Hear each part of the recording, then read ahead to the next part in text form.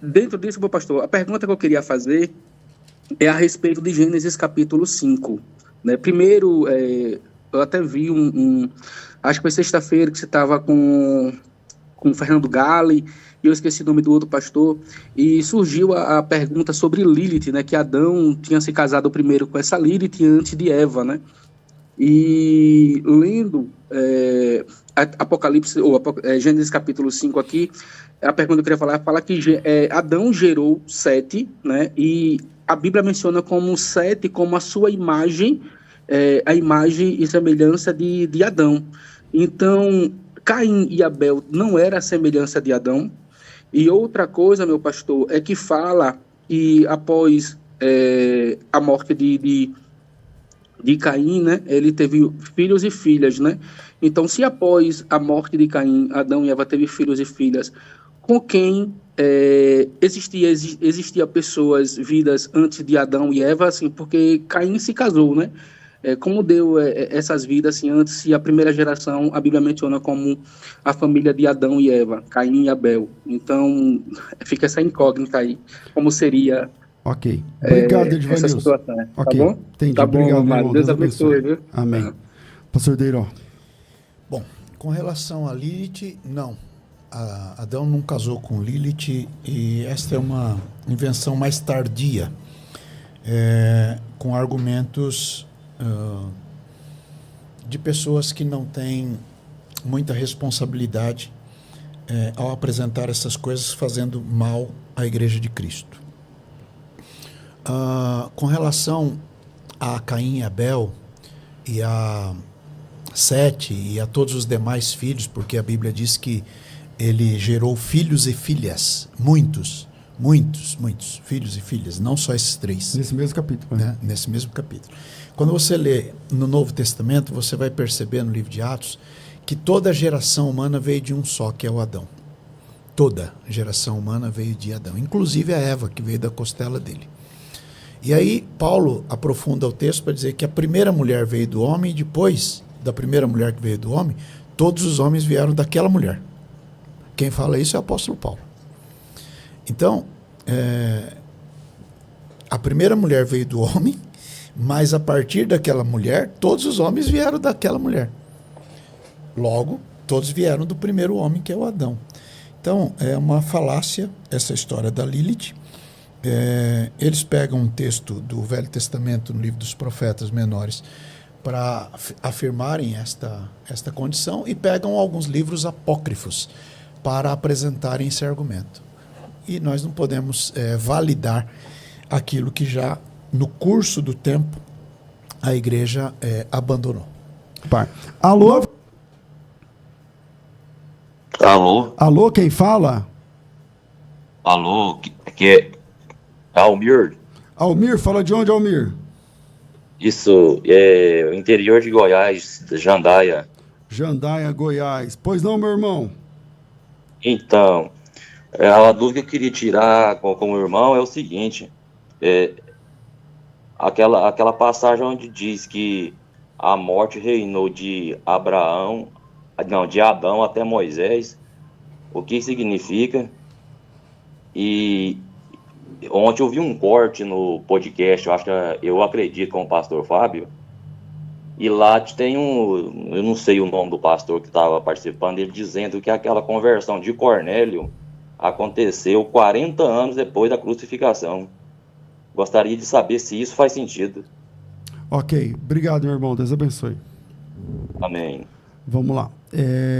Pastor Deiró, essa história da morte que reinou.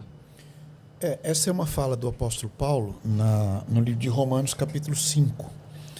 Ele diz que a morte reinou desde Adão até Moisés, até sobre aqueles que não pecaram, à semelhança da transgressão de Adão, qual é a figura daquele que havia de vir. Mas não é assim.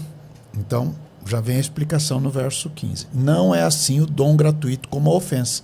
Porque se pela ofensa de um morreram muitos, muito mais pela graça de Deus, e o dom pela graça, que é de um só homem, Jesus Cristo, abundou sobre muitos. E não foi assim o dom como a ofensa, por um só que pecou, porque o juízo veio de uma só ofensa, na verdade, para a condenação, mas o dom gratuito veio de muitas ofensas para a justificação. Bom, primeira parte que a gente precisa lembrar é que Paulo está falando aqui da lei. E qual é o papel da lei? Muita gente se equivoca na fé porque dá à lei um papel que Deus não deu para ela. Qual é o papel da lei? Qual é a razão de ser da lei? O que ela tem como para ser o norte de todos nós que temos fé? Primeiro, é a lei que diz para a gente o que pode e o que não pode. Pronto. Agora, quem transgride o mandamento, quem peca, não peca contra a lei. Peca contra uma pessoa, que é a pessoa de Deus que deu a lei. Se a gente não entender isso, a gente vai dar um valor para a lei que ela não tem. Apóstolo Paulo alcançou isso quando ele disse: como é que eu ia saber que eu estava pecando se não tem um código, se não tem um lugar, se não tem um documento que diz que aquilo que eu estava fazendo era errado?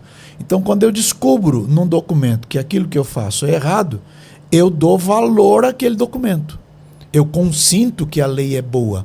E ela é boa por quê? Porque ela mostra para mim onde eu errei. Só que o papel dela acaba aí.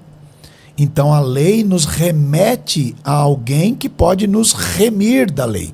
Nos remir, ou seja, pagar a dívida que nós temos com aquilo que a gente transgrediu. E quem salva é o Salvador, Jesus Cristo. Ele nos livrou da punição que estava prescrita na lei. Quando você fizer este mal, a punição é essa. Quando fizer aquele, a punição é aquela. Ele nos livrou dessa maldição, fazendo-se maldição em nosso lugar, morrendo por nós. Então, de fato, a morte reinou desde Abraão e antes de Abraão até Moisés. Agora, o fato dela reinar até Moisés mostra que antes de Moisés não existia um código onde a turma descobrisse o que de fato era um pecado.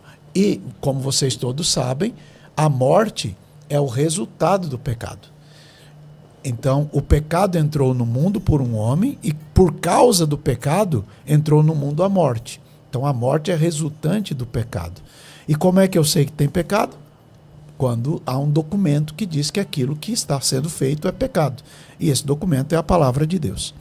Sobre a conversão de Cornélio, eu vou colocada 40 anos depois da crucificação de Jesus, essa que você ouviu num podcast, essa data não é possível, né? Você pode pegar, por exemplo, acho que o livro mais confiável depois da Bíblia para falar sobre fatos da história é o Eusébio de Cesareia, né? O livro História Eclesiástica, de Eusébio de Cesareia.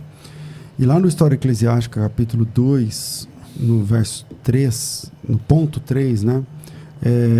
Diz que a conversão de Cornélio acontece logo depois da conversão de Paulo.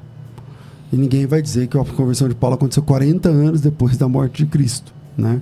A conversão de Paulo aconteceu 3 anos e pouco depois da morte de Jesus, tá certo? Se você dá um Google aí, você vai ver... Logo após a morte de Estevão, né? É isso, depois da morte de Estevão é a conversão de Saulo, e depois da conversão de Saulo é a conversão de Cornélio, tá? Então, mais uma fonte histórica é o livro História Eclesiástica de Eusébio de Cesareia. Tem vários outros livros que falam da conversão de Cornélio, mas eu estou citando aí esse aí, tá certo? Você pode também pegar outros livros como a Igreja Primitiva, de F.F. Bruce, a História da Igreja Cristã de Justo Gonzalez.